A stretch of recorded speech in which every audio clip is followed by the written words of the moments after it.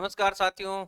मैं Mukesh Mahariya, lecture political science, आप सभी का इस ऑनलाइन प्लेटफॉर्म पर हार्दिक स्वागत करता हूं।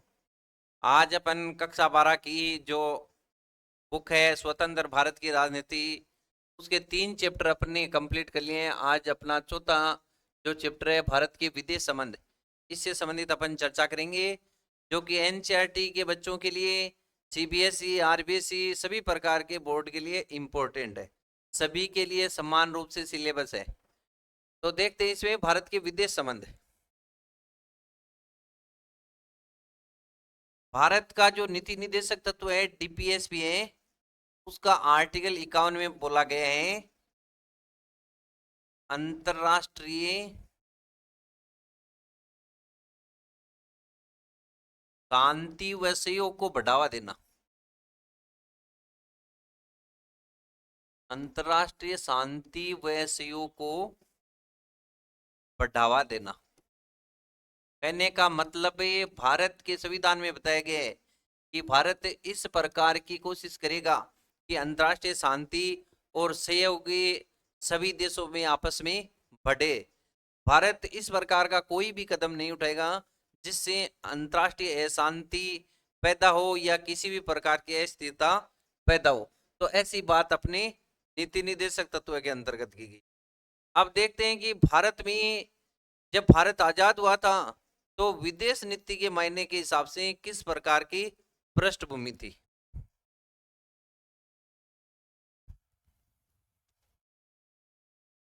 तो उस टाइम पर, आजादी के टाइम पर जो अंतरराष्ट्रीय परिस्थिति थी, अंतरराष्ट्रीय पृष्ठभूमि, भारत आजाद हुआ था 15 अगस्त 1947 को। उस टाइम पर विपरीत परिस्थितियां थी। पहली बात तो अपने अपना देखा हुआ है कि भारत ब्रिटेन का उपनिवेश रहा है। ब्रिटेन का उपनिवेश रहा है। तो पूरी दुनिया के अंतर्गत उस टाइम पर उपनिवेशवाद के खिलाफ जो एक प्रकार से समग्र क्रांति, बड़े स्तर का राष्ट्रीय आंदोलन चल रहा था। और भारत की जो राष्ट्रीय स्वतंत्रता आंदोलन है वो भी एक प्रकार से साम्राज्यवाद और उपनिवेशवाद के खिलाफ जो अंतरराष्ट्रीय स्तर पे लड़ाई चल रही थी उसी का एक भाग है। तो भारत उपनिवेशवाद का भी शिकार रहा है। उपनिवेशवाद होता क्या है, देखो इसमें अपन देखते हैं कि जैसे कोई एक राष्ट्र है, अपन ब्रिटेन की बात ले लेते हैं, और ब्रिटेन ने क्या किया, इंडिया को, भारत को उपनिवेश बनाया। उपनिवेशवाद में क्या होता है कि एक समृद्ध, एक ताकतवर राष्ट्र होता है, वो किसी निर्बल राष्ट्र पर, निर्बल का मतलब ये नहीं है कि के पास कुछ भी नहीं है, निर्बल का मतलब ये हुआ कि वहां की जो प्रशासनिक शक्ति है, जो राजनीतिक शक्ति है, वो शासकीय शक्ति टोटली ब्रिटेन ने अपने हाथों में ले ली। कहने का मतलब ताकतवर देश निर्बल राष्ट्र से, जहां पे प्राकृतिक संसाधन खूब सारे हैं, उन प्राकृतिक संसाधनों को अपने कब्जे में ले लिया, और प्राकृतिक या अन्य प्रकार के जो भी संसाधन है, और वहां पे अपने मनमानी तरीके से उसका शोषण करता रहा। तो उसे अपन क्या बोलते हैं, उपनिवेशवाद। तो देखो, कहने का मतलब ये हुआ कि राजनीति में उस देश की प्रमुख भूमिका हो जाती है। तो ब्रिटेन का उस टाइम पे उपनिवेश रहा। दूसरी बात, भारत में उस टाइम कौन कौन से कारक थे जो प्रभावित कर रहे थे। पहली बात तो ताकतवर देश,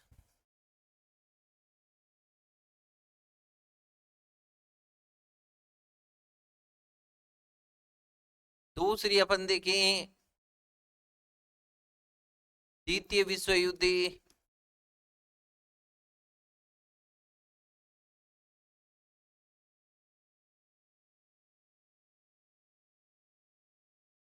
अंतरराष्ट्रीय संगठन ही,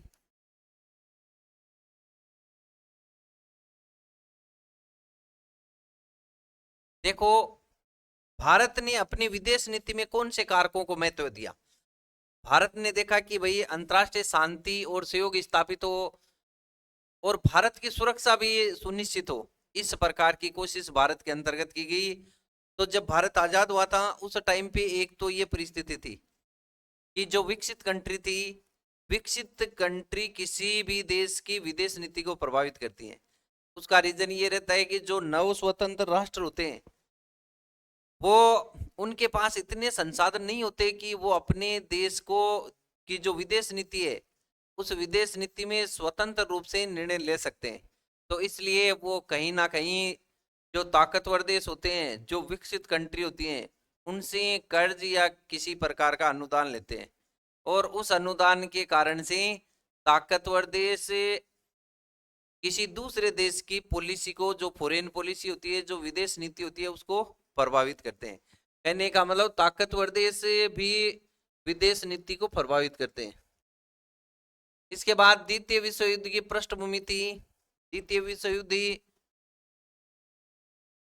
जो कि 1939 से लेकर के 1945 में खत्म हुआ था।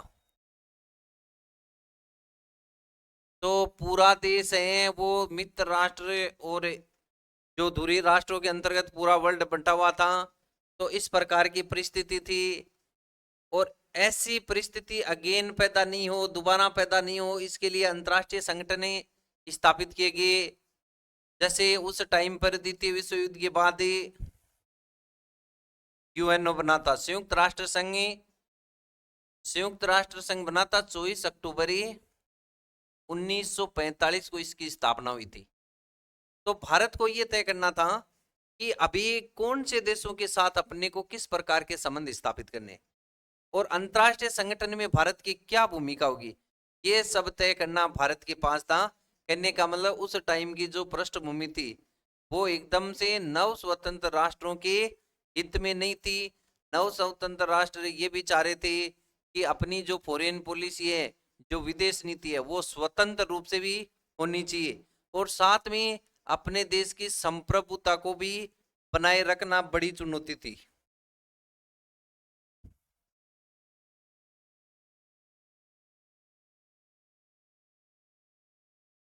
नेक्स्ट अपना पॉइंट है गुटनिरपेक्षता। निरपेक्षता की नीति।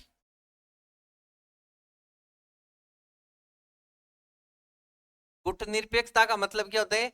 गुट के निरपेक्ष होना। कहने का मतलब गुट निरपेक्षता उसे बोलते हैं जो गुटों में शामिल नहीं होती और गुटों के कोई आलोचना या सराहना करनी है तो वो भी अपने सूझबूझ के साथ ही करते हैं। कहने का मतलब ये हुआ कि गुटों का साथ नहीं देना, यही चीज क्या है? गुट निरपेक्षता है। और किसी प्रकार की आलोचना करनी है या किसी देश की सराहना करनी है तो वह देश से सोच समझ करके स्वतंत्र रूप से करता है। तो इस प्रकार की परिस्थिति पैदा क्यों हुई थी? तो इसका रीजन क्या था? शीत युद्ध। देखो हुआ क्या था, ये अपन जो पहली पुस्तक है विश्व की राजनीति उसमें देखेंगे। शीत युद्ध 1945 से लेकर के 1991 में जब सोवियत संघ का विघटन हुआ उस समय तक कोल्ड वार चला था, शीत युद्ध चला था। और उस टाइम पे क्या था, पूरा विश्व दो खेमों में बटा हुआ था। एक तो था समाजवादी और एक था साम्यवादी खेमा। एक तो एक तरफ पे है, कहने का मतलब ही पूंजीवाद है और एक तरफ है साम्यवाद है। तो किस प्रकार से शीत युद्ध में क्या हुआ था?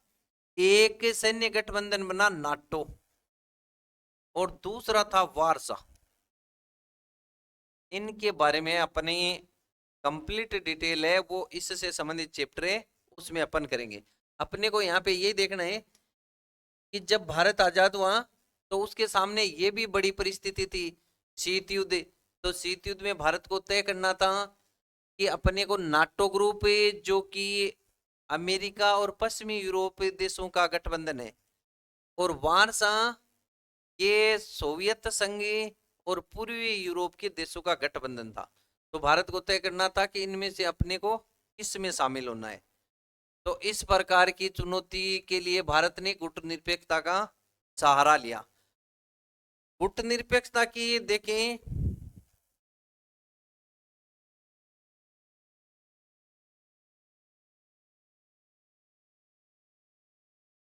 देखो उस टाइम पे जो अफ्रीका और एशिया के जो राष्ट्र थे, अफ्रीका व एशिया के छोटे छोटे देश नव स्वतंत्र राष्ट्र, जिसे तीसरी दुनिया कहा जाता है, नव स्वतंत्र राष्ट्र, इनके सामने बड़ी चुनौती थी, क्योंकि ये विकासशील देश थे। कहने का मतलब यहाँ पे विकास शुरू ही हुआ था। इसलिए इन विकासशील देशों के सामने चुनौती थी कि अपने को इनमें से किस गुट में शामिल होना है, अमेरिका का साथ देना है या रूस का साथ देना है। और यदि एक गुट का साथ दिया तो दूसरा गुट ऑटोमेटिक ही विरोधी हो जाएगा। तो ऐसी परिस्थिति में अपने आप को क्योंकि ये जो देश थे वो उपनिवेशवाद से आजाद हुए थे, और उपनिवेशवाद से आजाद होने का मतलब इनके सामने ये सबसे बड़ा डर था कि यदि अभी दूसरे देशों के साथ हो गए तो फिर से अपन उपनिवेशवाद उपनिवेश बन जाएंगे, और ऐसी स्थिति में अपने देश की संप्रभुता खत्म होगी। तो अफ्रीका के और एशिया के जो राष्ट्र थे, इनके लिए प्रयास किया किसने? पंडित जवाहरलाल नेहरू ने।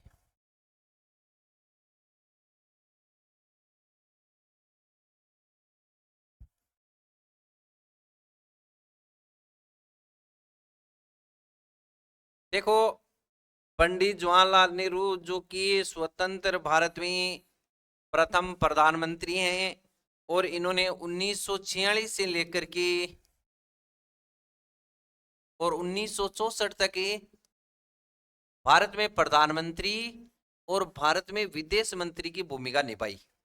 और इस दौरान इन्होंने क्या किया कि भारत की जो विदेश नीति थी उसकी निर्णायक भूमिका तैयार की कि किस तरीके से दूसरे देशों के साथ अपने को संबंध स्थापित करना है, और उन देशों के साथ व्यापार की नीति, सहयोग की नीति, विदेशी मामले सारे प्रकार के तय करने के लिए इन्होंने एक पॉलिसी बनाई। तो भारत की जो विदेश नीति है, इस विदेश नीति में पंडित जवाहरलाल नेहरू का महत्वपूर्ण योगदान है, जो कि भारत के प्रथम विदेश मंत्री भी रहे। अब अपन देखते हैं कि इन्होंने ऐसा किया क्या।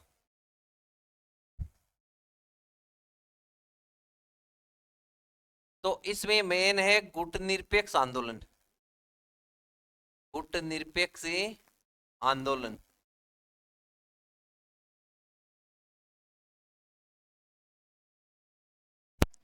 इन्होंने एक ग्रुप बनाया गुटनिरपेक्ष आंदोलन नाम से, name non alignment movement, non aligned movement. ये जो गुटनिरपेक्ष आंदोलन है, इसकी भूमिका किस तरीके से तैयार की? तो ये प्रारंभ हुआ था अफ्रो एशियाई एकता से, अफ्रो एशियाई एकता। देखो इससे पहले एक छोटी चीज देखते हैं अपने, कि नेहरू जी ने अपनी विदेश नीति में किन कारकों को महत्वपूर्ण माना था, विदेश नीति के उद्देश्य क्या तय किए थे, विदेश नीति के उद्देश्य। नेहरू जी ने जो विदेश नीति में अपने महत्वपूर्ण कारकों को शामिल किया, उसमें पहला है संघर्ष से मिली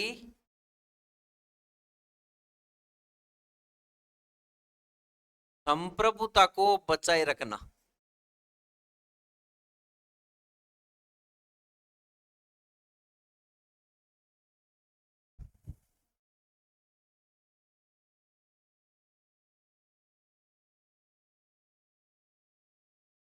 देखो पहला क्या है कि संघर्ष से मिली संप्रभुता को बचाए रखना। संप्रभुता का मतलब है देश की सीमाओं के अंदर ये किसी भी प्रकार का निर्णय लेना हो प्रशासक को, तो वो बिना किसी बाह्य शक्ति के स्वतंत्र रूप से ले सकता है, तो वो चीज है संप्रभुता। संप्रभुता का मतलब स्वतंत्रता पूर्ण रूप से।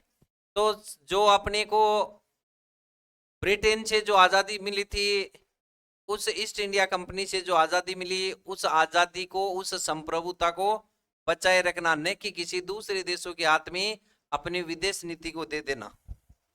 तो ये कारक है। दूसरा उद्देश्य है क्षेत्रीय अखंडता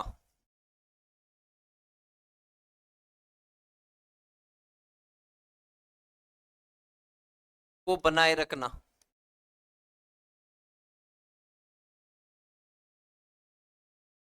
क्षेत्रीय अखंडता का मतलब हुआ, अखंडता का मतलब टुकड़े नहीं हो, क्योंकि भारत में सबसे ज्यादा जो दिक्कत आई थी विदेश नीति में वो ये थी कि अंग्रेजों ने विरासत में अपने संप्रदायवाद के बीज बो दिए थे। कहने का मतलब भारत और पाकिस्तान इस प्रकार से नए जो राष्ट्र बने थे, तो हिंदू और मुस्लिम इस प्रकार से जो संप्रदायवाद जो चला था, तो इससे निपटने में ही भारत को फुर्सत नहीं मिली। इसलिए अन्य देशों के साथ, ताकतवर देशों के साथ, विकसित देशों के साथ जो विदेश नीति बनाने में भारत को थोड़ी उस टाइम पे चुनौती का सामना करना पड़ा था। तो नेहरू जी चाह रहे थे कि क्षेत्रीय अखंडता है वो बनी रहे, अब ये भारत का किसी प्रकार से टुकड़े नहीं हो। तीसरी,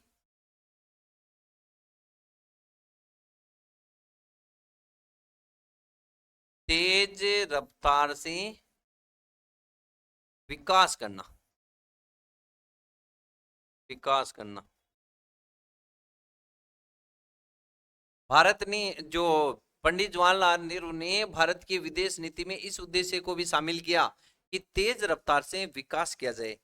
इसका रीजन ये था कि भारत में जब आजाद हुआ था तो कई प्रकार की चुनौतियां थी। लोकतंत्र को कायम करने की चुनौती थी, सभी वर्गों के हितों को साधने की चुनौती थी, गरीबी को मिटाने की चुनौती थी। इस स्थिति में भारत में अर्थव्यवस्था को मजबूत करने के लिए तेज रफ्तार से डेवलपमेंट करने की आवश्यकता थी। तो इन तीनों उद्देश्यों को शामिल करते हुए भारत की विदेश नीति में नेहरू जी ने जो पॉलिसी निर्धारित की, इन सभी तीनों मुद्दों को शामिल किया। और मेन जो भूमिका थी वो गुटनिरपेक्षता से संबंधित है। तो देखो गुटनिरपेक्ष आंदोलन में नेहरू जी का क्या योगदान है।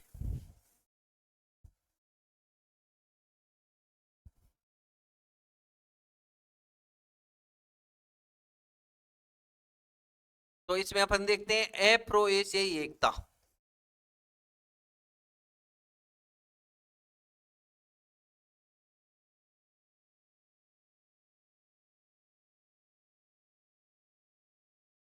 अप्रो एशियाई एकता का मतलब हुआ अफ्रीका और एशिया के जो नव स्वतंत्र राष्ट्र हैं, जो तीसरी दुनिया के देश हैं, जो उपनिवेशवाद से आजाद हुए हैं, उन देशों के बीच में एकता स्थापित करना। और नेहरू जी चाहते थे कि एशिया के अंतर्गत भारत की भूमिका किस प्रकार से तय करें। तो इस प्रकार की एकता स्थापित करने में नेहरू जी का महत्वपूर्ण योगदान है। इसके लिए उन्होंने क्या किया, इंडोनेशिया,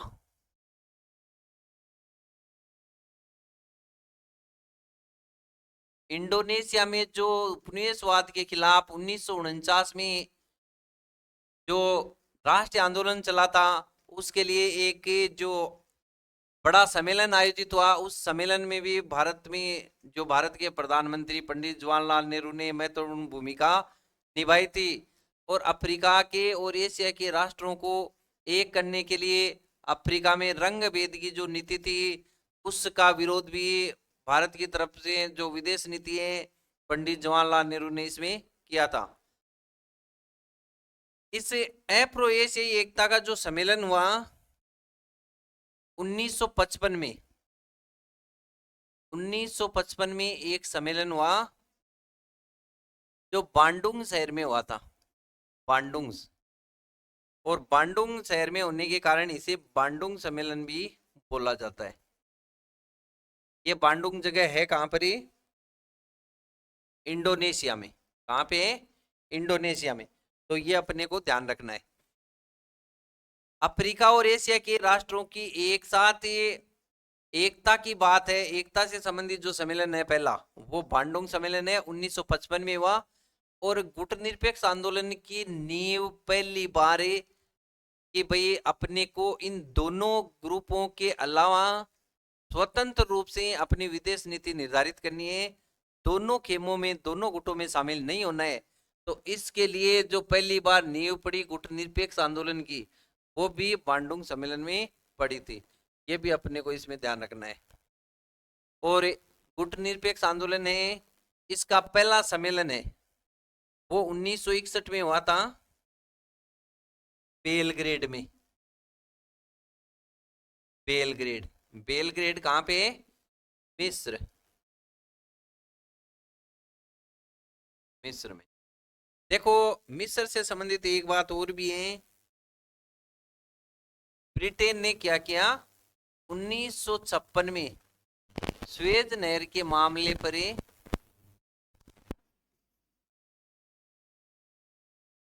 स्वेज नहर मामला है जो 1956 का स्वेज नहर के राष्ट्रीयकरण से संबंधित है, तब ब्रिटेन ने मिस्र पर आक्रमण कर दिया था। और ऐसी स्थिति में क्या किया, भारत ने इसमें मिस्र का साथ दिया और ब्रिटेन ने जो इस प्रकार का आक्रमण किया इसका विरोध किया। तो कहने का मतलब भारत धीरे धीरे अंतरराष्ट्रीय राजनीति में अपनी जो भूमिका है वो यहाँ पे निभाना स्टार्ट कर रहा है, प्रारंभ कर रहा है। तो ये अपने को ध्यान में रखना है। यूएनओ के द्वारा जो भी शांति अभियान चलाएगी उसमें समय समय पे भारत की तरफ से शांति सेना भेजी गई थी। कांगो जो संकट है 1960 का, तो उसमें भी भारत ने महत्वपूर्ण भूमिका निभाई है। कहने का मतलब धीरे धीरे भारत अफ्रीका और एशिया, मुख्यतः एशिया महाद्वीप में धीरे धीरे एक शक्ति के रूप में उभरना प्रारंभ कर रहा है और अपनी स्वतंत्र रूप से विदेश नीति बना रहा है।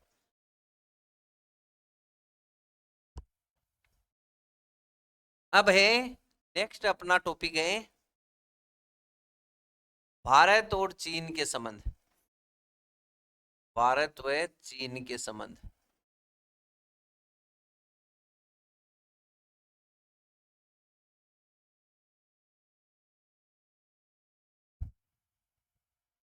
देखो भारत और चीन के संबंध किस प्रकार के, पहले तो अपन इस प्रकार से भारत के मैप के अंतर्गत देखते हैं। देखो मैं ऐसे आउटलाइन ही बता रहा हूँ थोड़ी सी। तो यहाँ पे जो है जम्मू कश्मीर ही, मतलब चाइना के साथ ये जब अपन ये संबंध की बात करेंगे तो अपने को ये पता होना चाहिए कि चाइना के साथ सीमा कौन कौन सी कहाँ से लगती है। तो यहाँ पे है जम्मू कश्मीर,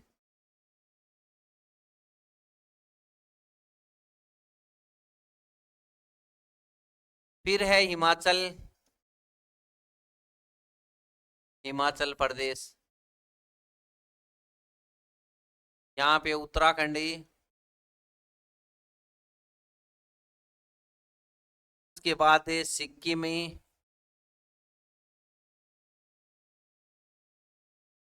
और इसके बाद है अरुणाचल प्रदेश।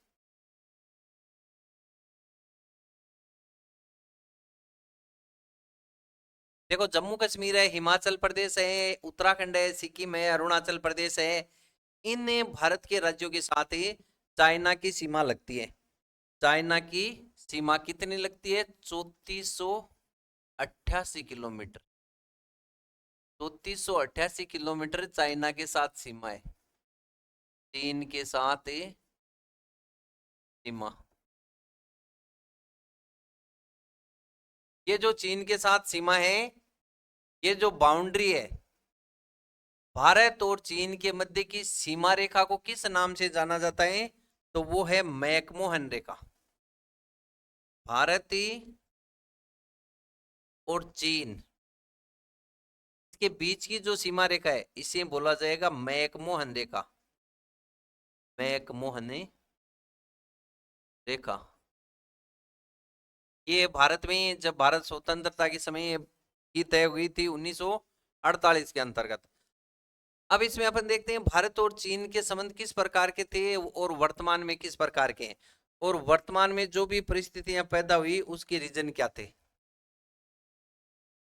तो बात है 1949 में चीन की क्रांति हुई थी।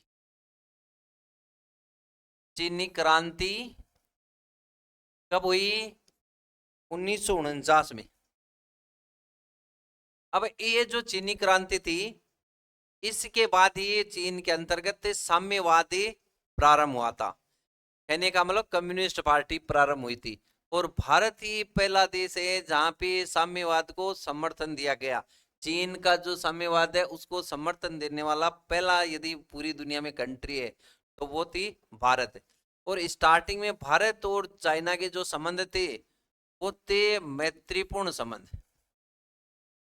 मैत्रीपूर्ण संबंध।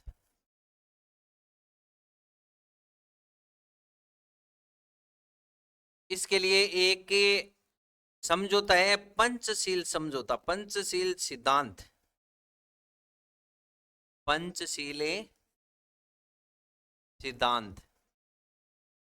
देखो ये कई बार एग्जामों के अंतर्गत ही पूछा जाता है।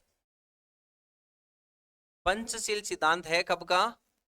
29 अप्रैल 1955 का। 29 अप्रैल 1955। ये किन के बीच हुआ था? तो भारत के प्रधानमंत्री जवाहरलाल नेहरू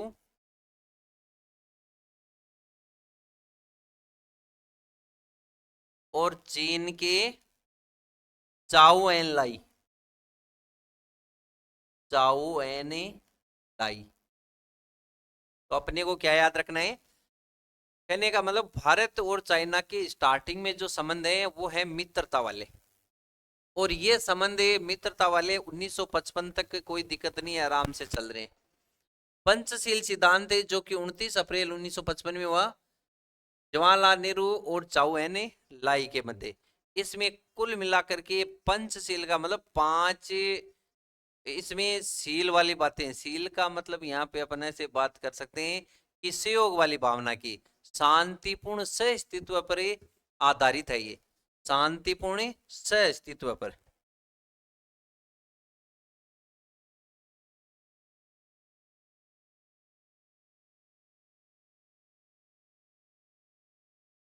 इसका मतलब ये हुआ कि एक देश दूसरे देश के साथ शांतिपूर्ण तरीके से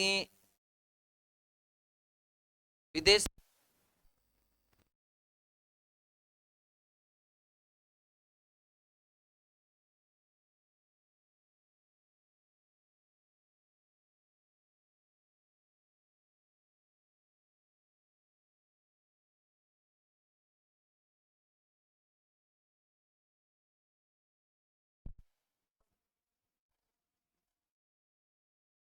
1955 में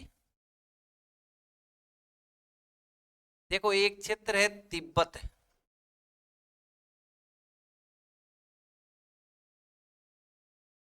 ये तिब्बत जो क्षेत्र है ये एक पठारी क्षेत्र है, मध्य एशिया का पठारी क्षेत्र।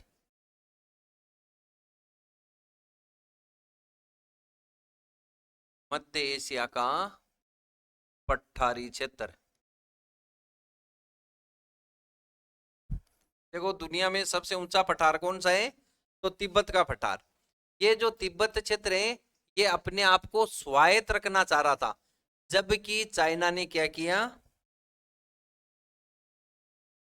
1950 में कब्जा कर लिया।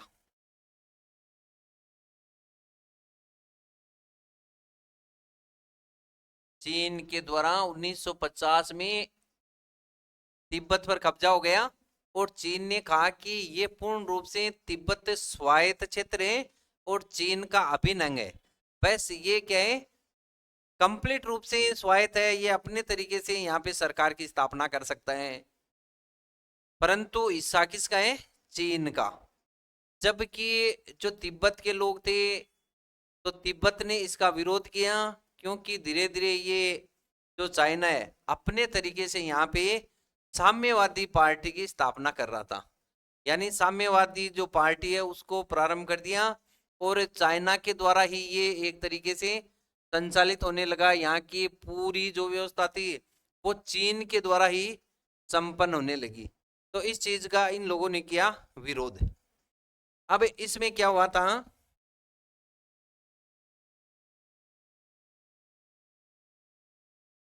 1958 में तिब्बत में सशस्त्र विद्रोह हो गया।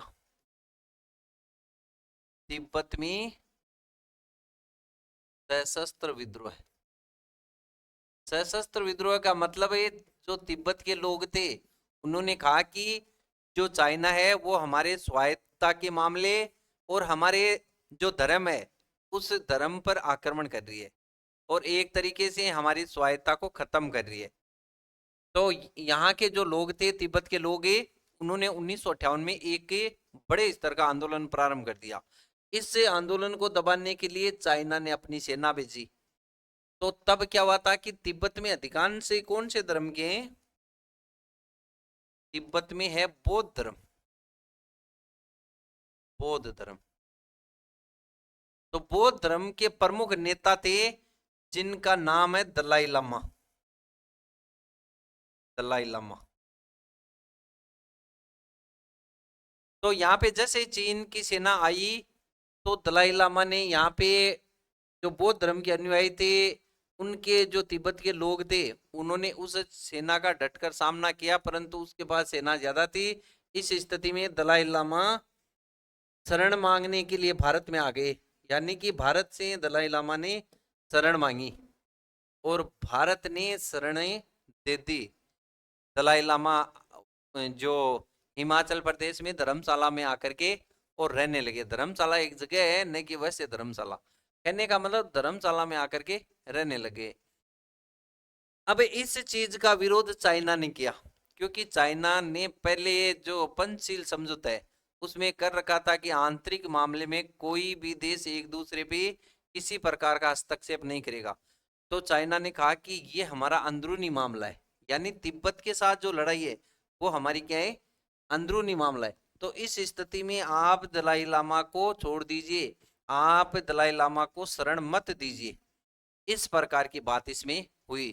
जबकि भारत ने अतिथि देवो भव, कहने का मतलब जो आया हुआ है शरण में उसको वापस इस तरीके से छोड़ते नहीं जब उसमें किसी प्रकार की दिक्कत है तब। तो ये भी एक प्रकार से जो भारत और चीन के बीच में जो कटुता आई, तो इस विवाद का प्रमुख विषय एक तरीके से ये भी है। तो भारत में दलाई लामा ने 1959 में शरण ली, 1959 में।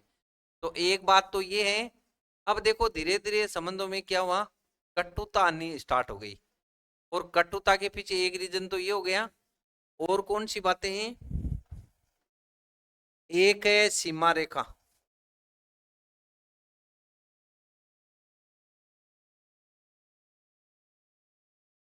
सीमा रेखा मैंने आपको बताया कि वो कौन सी है, मैकमोहन लाइन, मैकमोहनी रेखा। भारत और चाइना है, इसके बीच में जो सीमा है, इस सीमा को लेकर के विवाद है। चाइना बोलता है कि हम मैकमोहन रेखा को स्वीकार नहीं करते, जो भारत और चीन के बीच की जो सीमा है इसको हम स्वीकार नहीं करते, ये गलत तरीके से इसका जो निर्धारण हुआ है। जबकि भारत बोलता है कि सही सीमा यही है और यह जो भारत स्वतंत्रता के समय की गई थी। तो इस प्रकार से इन दोनों देशों के बीच इस सीमा को लेकर के भी विवाद है, और इस विवाद का असर इतना ज्यादा हुआ कि इस कारण से भारत और चीन के बीच में युद्ध हुआ, भारत वर्सेज चीन। और यह युद्ध कब हुआ था, 1962 में, 1962 में भारत और चाइना के बीच में 1962 में बड़ा युद्ध हुआ, और चाइना ने भारत पे अचानक से हमला कर दिया। और उस टाइम पर भारत के पीएम कौन थे,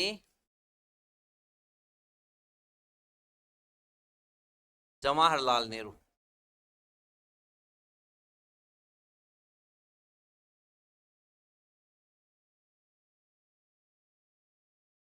और इस टाइम पर जो रक्षा मंत्री, भारत के रक्षा मंत्री, डिफेंस मिनिस्टर की बात करें तो वे थे वीके कृष्ण मेनन। कृष्ण।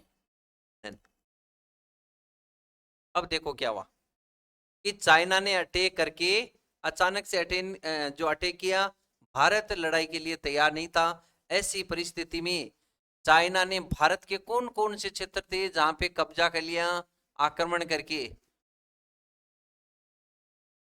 तो कब्जा कौन कौन से क्षेत्रों पे किया? अक्साई चीन। इस अक्साई चीन को, जो कि लद्दाख क्षेत्र में है, ये कहां पे है? लद्दाख क्षेत्र में भारत का हिस्सा। इस लद्दाख क्षेत्र के अक्साई चीन को चाइना ने पहले ही 1959 के अंतर्गत ही इसमें कब्जा कर लिया था। और इसके बाद ये और कहां पे किया इसने? अरुणाचल प्रदेश का नेपा क्षेत्र। नेपा क्षेत्र, अरुणाचल प्रदेश को ही नेपा क्षेत्र के नाम से जाना जाता था। तो नेपा क्षेत्र की कुल जो कुछ जो इलाके थे वहां पे भी कब्जा कर लिया चाइना ने। कहने का मतलब ये हुआ कि इस युद्ध में भारत पूरी तरीके से तैयार नहीं था। ऐसी स्थिति में भारत को हार का सामना करना पड़ा। और इस हार को स्वीकार करते हुए, जो कि वीके कृष्ण मेनन ने जवाहरलाल नेहरू के खास सहयोगी थे, इन्होंने अपने पद से इस्तीफा दे दिया, त्याग पत्र दे दिया, त्याग पत्र दे दिया। देखो उस टाइम पर ये जो युद्ध हुआ था, उस युद्ध की जो जिम्मेदारी है वो किसने ली? वीके कृष्ण मेनन ने ली। और इसके लिए उन्होंने अपने मिनिस्ट्री को छोड़ दिया। और इस युद्ध के कारण अपने भारत पे क्या असर पड़ा कि ये जो क्षेत्र थे, नेपा क्षेत्र है, अरुणाचल प्रदेश का है, जम्मू कश्मीर के लद्दाख क्षेत्र के अंतर्गत भी कुछ इलाकों को चाइना ने हड़प लिया। इस प्रकार के यहाँ पे जो कंडीशन पैदा हुई थी। तो कहने का मतलब अपन ये देख सकते हैं कि भारत और चीन का जो स्टार्टिंग का जो था वो मित्रतापूर्ण रवैया था। और आगे चल करके सीमा विवाद को लेकर के, या फिर ये जो तिब्बत का मामला है उसको लेकर के भारत और चाइना के बीच में कटुता आ गई। और वर्तमान में अपन देखें तो अभी इसमें अपन ने ये देखा नहीं कि जो साम्यवाद है उसका समर्थन भारत ने किया। तो भारत में जो भारतीय कम्युनिस्ट पार्टी थी, सीपीआई, जो बाकपा, भारतीय कम्युनिस्ट पार्टी, इसको भारत ने क्या किया था? समर्थन दिया था। और ये भाकपा पार्टी 1920 के अंतर्गत बनी थी। और जो भाकपा पार्टी थी, भारतीय कम्युनिस्ट पार्टी, इस चाइना के युद्ध के बाद ये दो भागों में डिवाइड हो गई। और ये डिवाइडेशन हुआ कब था? 1964 में। एक तो बन गई सीपीआई, जो पहले वाली थी वो रह गई, और एक बन गई सीपीआई एम। ये तो सीपीआई जो भाकपा, भारतीय कम्युनिस्ट पार्टी, और दूसरी जो पार्टी बनी इससे निकल करके कम्युनिस्ट पार्टी ऑफ इंडिया, मार्क्सवादी विचारधारा से रिलेटेड। तो ये जो पार्टी है ये किस विचारधारा को सपोर्ट करती है? ये करती है चीन को, सीपीआईएम। और सीपीआई जो पार्टी है ये करती है साम्यवादी विचारधारा को। साम्यवादी जो विचारधारा है उसको फॉलो करने वाली पार्टी है। और ये चीन की साम्यवादी विचारधारा है उसको फॉलो करने वाली पार्टी है। तो इस कारण से भारत में भी बड़ा उथल पुथल हुआ था। भारतीय कम्युनिस्ट पार्टी के अंतर्गत ही उसको भी जो वो पार्टी थी वो भी अंदरूनी रूप से बिखरी थी। 1964 में वो भी विभाजित हो गई थी। तो इस प्रकार की कुछ चर्चा अपन ने इसमें की। देखो ये जो चैप्टर है, कक्षा 12 के जो अपन चैप्टर कर रहे हैं, का मुख्य उद्देश्य यही है कि जो बच्चे जिन स्कूलों के अंतर्गत स्टाफ की कमी है, या फिर ऐसे बोल सकते हैं कि स्टाफ है परंतु कोई डेपुटेशन पे किसी जगह पे लगा दिया, तो ऐसी स्थिति में आप उन बच्चों तक इस वीडियो को पहुंचाएं ताकि पाठ में जो भी बातें दी हुई हैं उनको आसानी से वो समझ सकें। और परीक्षा के अंतर्गत जो उनका परीक्षा का जो परिणाम है, स्कोर है, उसको सुधार सकें। और मुख्य रूप से इस प्रकार की जो पृष्ठभूमि है वही आगे चल करके कंपटीशन के लिए तैयार करती है। ये जो चैप्टर है या पूरा जो अपन कंप्लीट सिलेबस करेंगे, उस सिलेबस से संबंधित आगे चल करके बच्चों की पॉलिटिकल साइंस से संबंधित रुचि पैदा होगी और वो समझेंगे किस प्रकार से अपने को आगे प्रतियोगी परीक्षाओं में प्रश्न आते हैं और अपने को उनको कैसे समझना है। तो इसमें सहयोग करें आप लोग, ऐसी मैं आशा करता हूँ। धन्यवाद।